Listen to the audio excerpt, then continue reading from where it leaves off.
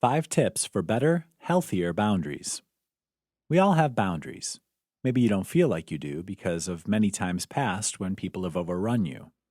Somewhere around the umpteenth time of being taken advantage of being ignored about your own needs, and treated as though your time is not valuable, you start to believe that you've lost whatever boundaries you had. The good news is, you can recreate your boundaries and make them stronger and healthier than ever before. How? Read on for a quick list of 5 tips to jumpstart your life and put it on track for a happier you. 1. Permit yourself to start over. While this step seems obvious, there are quite a few reasons for it.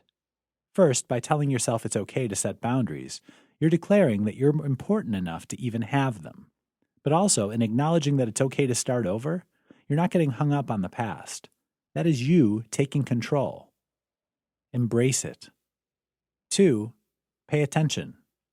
Here's where you start getting into the details of who you are and who you want to be. How have people taken advantage of you in the past? Where have you wished there were boundaries? What do you need to do to establish them now? Be mindful of your feelings. Look for the disappointment and anger. What has set those off? Chances are those are the places where the boundaries need the most work. You'll find that self-awareness is your key to success, so don't be afraid to dig into your emotions. 3. Where have you been and where are you now? Chances are a lot of what you feel about your boundaries came from your wiring as a child. If no one respected your space growing up, it's hard to ask people to respect it now. Examine the boundaries of your childhood and compare them to the boundaries of today. What's lacking? What needs work? It might be that some of the things you find make boundary setting particularly difficult in some situations. Don't be afraid to ask for help either with a counselor or therapist to work through some of that old baggage. 4. Take care of yourself.